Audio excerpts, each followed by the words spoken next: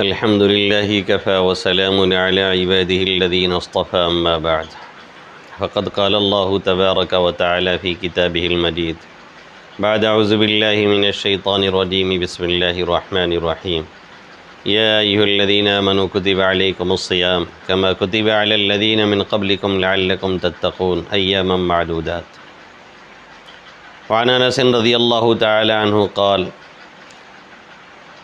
دخل رمضان فقال النبي صلى الله عليه وسلم يا أيها الناس قد أظلكم شهر عظيم شهر مبارك شهر فيه ليلة خير من ألف شهر إلى آخر الحديث أو كما قال صلی اللہ علیہ وسلم۔ میرے محترم بزرگوں اور دوستو، میرے غیور نوجوان ساتھیوں، اب 2-4 روز ہی بچے ہیں، رمضان المبارک کا مبارک مہینہ شروع ہونے والا ہے۔ اس مہینے کی کیا حیثیت ہے اور اس کا کیا مقام ہے اور اس کی عظمت کیا ہے، اس کو سمجھنے کے لیے صرف اتنا سمجھنا کافی ہے کہ آقا مدنی صلی اللہ علیہ وسلم اس مہینے کی آمد سے قبل 2 مہینہ پہلے ہی اس کے انتظار میں لگ جایا کرتے تھے۔ رجب کی دعا جو صحیح سند سے ثابت ہے، جس میں آپ صلی اللہ علیہ وسلم نے کیا فرمایا، اللہم بارک لنا فی رجب و شعبان وبلغنا رمضان، اے اللہ رجب اور شعبان کے مہینے میں برکت دے اور ہمیں رمضان المبارک کا مبارک مہینہ عطا فرما۔ تو ہم لوگ خوش نصیب الحمدللہ کہ رمضان کے قریب پہنچ آئے ہیں۔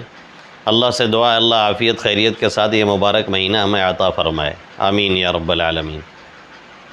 اس مہینے کا مقصد کیا ہے اور یہ مہینہ دیا کیوں گیا ہے، اس کو کہیں دور جانے کی ضرورت نہیں ہے۔ قرآن مقدس میں اللہ رب العزت نے فرما دیا، یا ایھا الذین آمنوا کتب علیکم الصیام، اے ایمان والو تم پر یہ روزے فرض کیے گئے ہیں، روزے نفلی نہیں ہیں۔ کما کتب علی الذین من قبلکم، جیسا کہ تم سے پہلے لوگوں پر بھی یہ روزہ فرض کیا گیا ہے۔ یعنی اللہ یہ بتلانا چاہ رہا ہے کہ یہ اگر تمہیں کچھ شاق گزرتا ہے، کچھ لگتا ہے کہ کوئی بڑا کام ہے یا مشکل کام ہے، تو یہ نہیں سمجھنا چاہیے کہ یہ تم ہی آزمائے جا رہے ہو اور تم ہی کو صرف آزمایا گیا ہے۔ جس نے بھی توحید کا اقرار کیا، ربوبیت کا اعتراف کیا، ہماری خدائی کے نغمے گائے اور گنگنائے، ہر ایک کو ہم نے آزمایا ہے۔ تو پہلے جتنی امتیں گزری ہیں سب کو آزمایا گیا ہے، یعنی روزہ سب میں فرض تھا، کم رہا ہو، کچھ تعداد زیادہ رہی ہو، ایک الگ بحث ہے، لیکن سبھی پر روزہ فرض تھا۔ اسی لیے قرآن کے اس دعوے کی تصدیق کے لیے آج کے جو انگریز محقق اور مصنف اور رائٹر ہیں، وہ تحقیق کرنے کے بعد لکھتے ہیں کہ آپ صلی اللہ علیہ وسلم نے جو دعویٰ کیا ہے قرآن کے ذریعے سے، بالکل حرف بحرف صحیح ہے۔ انسائکلوپیڈیا برٹانیکا کا بطور نگار فاسٹنگ بڑی تحقیق اور بڑے ریسرچ کے بعد وہ لکھتا ہے، شاید ہی ہم کسی مذہب ایسے مذہب کا نام لیں جس میں روزہ فرض نہ رہا ہو۔ یعنی وہ لکھ رہا ہے کہ ہم نے اس آیت پہ جو ریسرچ کیا، تحقیق کی، تو معلوم یہ ہوا کہ جو قرآن نے دعویٰ کیا ہے کہ روزہ صرف تم پر نہیں پچھلی امتوں پر بھی فرض ہے، یہ بالکل اپنی جگہ صحیح ہے۔ وہ چیز جس کا دعویٰ وہ اب ریسرچ کے بعد کر رہا ہے، اس کو آپ صلی اللہ علیہ وسلم نے علام الغیوب یعنی اللہ رب العزت کی طرف سے پیغام اور میسج ملنے کے بعد بابا کے دہل یہ اعلان کر دیا تھا کہ یہ روزہ صرف تم پر نہیں سبھی امتوں پر فرض کیا گیا ہے۔ تو یہ روزہ کوئی نفلی نہیں، فرض ہے، جسے ہر مسلمان عاقل بالغ پر رکھنا فرض اور ضروری ہے۔ جیسے نماز ضروری ہے، جیسے زکوٰۃ ضروری ہے، جیسے استطاعت ہونے پہ حج ضروری ہے۔ باقی کچھ اگر مریض ہیں یا اسی طریقے سے کسی کو اور پریشانی ہے یا سفر شرعی کی حالت میں ہیں، تو ان کے لیے کچھ گنجائشیں جو ہوتی ہیں وہ تو الگ مسائل ہیں، وہ ایک الگ بحث ہے۔ تو یہ نہیں سمجھنا چاہیے کہ یہ ہم ہی پر صرف فرض کیا گیا ہے، ہم سے پہلے بہت سے لوگوں پر بھی فرض کیا گیا ہے۔ اور قاعدہ ہے کہ البلیۃ اذا عمت خفت، کوئی پریشانی کوئی مصیبت جب عام ہوتی ہے تو ہلکی لگنے لگتی ہے۔ ہم یہ نہ سوچیں کہ صرف ہم ہی سے کہا جا رہا ہے، بلکہ ہم سے پہلے جتنے لوگ خدائی کے اقرار کرنے والے گزرے ہیں سب پر یہ روزہ فرض کیا گیا ہے۔ اور روزہ فرض کرنے کا مقصد یہ نہیں ہے کہ ہمیں نعوذ باللہ خدا بھوکا مارنا چاہتا ہے یا ہماری جان کو ہلکان کرنا چاہتا ہے، جیسا بہت سے جاہل کہنے لگتے ہیں کہ کیا ہمارے پاس کھانے کو نہیں ہے کہ ہم روزہ رکھیں، یعنی گویا جس کے پاس کھانے کو نہیں ہے، جو بھوکا رہ سکتا ہے وہی روزہ رکھے۔ انتہائی غلط بات ہے اور کفریہ جملے ہیں یہ سب۔ اللہ بھوکا نہیں مارنا چاہتا، بھوکا مارنا ہوتا تو پھر یہ سب دنیا بھر کے اللہ کو قانون بتانے کی اور قرآن کی آیتیں نازل کرنے کی ضرورت ہی نہیں تھی۔ اللہ یوں ہی کہہ دے، اللہ یوں ہی جب چاہتا ہمیں نیٹا پکڑ کر کے ہمارا کام تمام کر دیتا، اور جب چاہتا دھیرے سے پکڑ کر کے کھینچ لیتا تو کام ہو جاتا۔ یہ بلا وجہ کی باتیں ہیں، کفریہ جملے ہیں جس سے ہمیں پرہیز کرنا چاہیے اور اس کے لیے کوشش کرنی چاہیے، ہمت سے کام لینا چاہیے۔ دیکھیے انسان کی ہمت میں اللہ نے بڑی طاقت رکھی ہے، بڑی صلاحیت رکھی ہے، وہ ربڑ کی طرح سے جتنا چاہے کھینچتے رہیں کھینچتی رہتی ہے۔ ہم پہلے ہی گھبرانے لگتے ہیں، ابھی رمضان شروع نہیں ہوا، بہت سے لوگ کہتے ہیں تو مولانا صاحب بڑا لمبا روزہ ہے، 15 گھنٹے کا، کیسے رکھا جائے؟ یعنی خود نہیں رکھنا، ہم کو بھی ڈرا رہے ہیں کہ آپ بھی کیسے رکھیں۔ بھائی ہمت سے کام لیجیے، جب آدمی ہمت کرتا ہے تو نہ معلوم کتنے کیسے کام کر لیتا ہے۔ پہاڑوں کو چیر دیتا ہے آدمی، اس میں سے سرنگ اور دریا بنا دیتا ہے، اور دریا کو پاٹ کر کے اس میں محل تعمیر کر دیتا ہے۔ کسی شاعر نے کہا، بالکل وجہ کہا، یہاں دانشوران قوم جب کرنے پہ آتے ہیں، سمندر پاٹتے ہیں، کوہ سے دریا بہاتے ہیں۔ تو ہمت سے کام لیں اور یہ کہیں کہ کیوں نہیں ہوگا، کیسے نہیں ہوگا، کوشش کریں اور رکھیں۔ اگر کچھ کام ایسے ہیں جس سے مشقت ہوتی ہے تو اس میں کچھ تخفیف کر لیں، کچھ اس کی ٹائمنگ چینج کر لیں۔ کچھ کام ایسے ہیں جن کو عید بعد پھر ٹال کر کے کیا جا سکتا ہے، تو 1 مہینے کے لیے ٹال لیں۔ نفس کو بہلائیں پھسلائیں کہ بھائی 1 ہی مہینے کی بات ہے، تھوڑا سا احتیاط کر لو، پھر 11 مہینے فری رہنا ہے، 11 مہینے کھانا پینا ہے، 11 مہینے پھر ہم طرح آزاد ہی رہتے ہیں۔ اس طرح سے بڑی آسانی سے 1 مہینہ ہم اور آپ گزار سکتے ہیں۔ خاص طور سے اپنے نوجوانوں سے کہوں گا جو پکار اور پان کے چکر میں رہتے ہیں اور رمضان جیسے مقدس مہینے کو بھی یوں ہی گزار دیتے ہیں غفلت میں، کوئی اچھی علامت اور اچھی بات نہیں ہے۔ اس لیے کوشش کریں کہ ہم اس روزے کو رکھیں گے اور پوری ہمت سے رکھیں گے۔ جب ہمت کر لیں گے تو اللہ دروازے کھولے گا، والذین جاہدوا فینا لنہدینہم سبلنا۔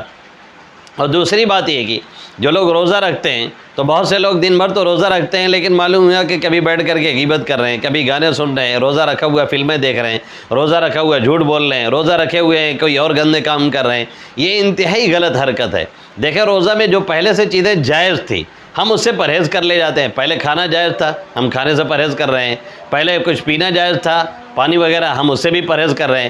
بیوی سے جائز طریقے سے ملنا تھا، جائز تھا، ہم اس سے بھی پرہیز کر لے رہے ہیں۔ جو چیزیں آلریڈی ہمارے لیے جائز تھیں ہم اس سے تو پرہیز کر رہے ہیں، لیکن جو چیزیں ہمیشہ کے لیے ہمارے لیے حرام تھی، جھوٹ ہے، غیبت ہے، شکوہ شکایت ہے، گانے سننا ہے، گندی فلمیں دیکھنا ہے، اس طرح کی چیزیں جو پہلے سے غلط تھی ہم روزہ رکھ کر کے بھی اسے نہیں چھوڑتے ہیں۔ یہ ہماری کتنی بڑی غفلت اور نادانی کی بات ہے۔ اسی لیے آپ صلی اللہ علیہ وسلم نے فرمایا، من لم یدع قول الزور والعمل به فلیس للہ حاجہ فی ان یدع طعامہ وشرابہ۔ جو روزہ رکھ کر کے جھوٹ بولنا، غلط بات بولنا، اس پر عمل کرنا نہ چھوڑے تو پھر اللہ کو کوئی ضرورت نہیں کہ کھانا پینا چھوڑ دے۔ اس لیے کہ ایسے کھانا پینا چھوڑنے سے کوئی خاص مقصد حاصل نہیں ہو رہا ہے۔ روزے کا جو مقصد ہے تقوی الہی، دل میں اللہ کا خوف، خلش اور چبھن پیدا ہو کہ ہاں برائی سے رک جائیں، اچھائی کی طرف دل چلنے لگے۔ یہ چیزیں تبھی پیدا ہوتی ہیں جب روزے کا ہم احترام کریں اور اس کا خیال کریں، اس میں گناہوں سے مکمل پرہیز کی کوشش کریں۔ تیسری بات یہ ہے کہ تراویح کا خوب قاعدے سے اہتمام کریں، نشاط کے ساتھ پڑھیں، بوجھ سمجھ کر کے نہیں۔ اللہ کے حبیب صلی اللہ علیہ وسلم نے کیا فرمایا، من صام رمضان ایمانا و احتسابا غفر له ما تقدم من ذنبہ۔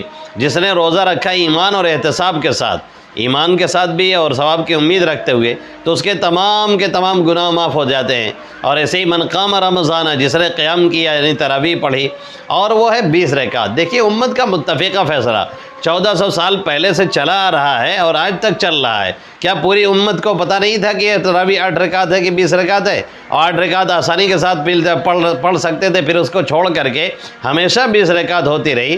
امت کا تعامل، امت کا عمل ایک اتنا اسٹرانگ اور مضبوط یہ دلیل ہے جس کو کبھی ناکارا نہیں جا سکتا ہے۔ علماء، صلحاء، اتقیاء، محدثین، مفسرین، تمام کے تمام لوگ ہمیشہ پڑھتے رہے اور آج تک پڑھتے چلے آئے ہیں۔ اس لیے 20 ہی آپ پڑھیں، 20 سے کم نہیں پڑھیں، پورے نشاط کے ساتھ پڑھیں۔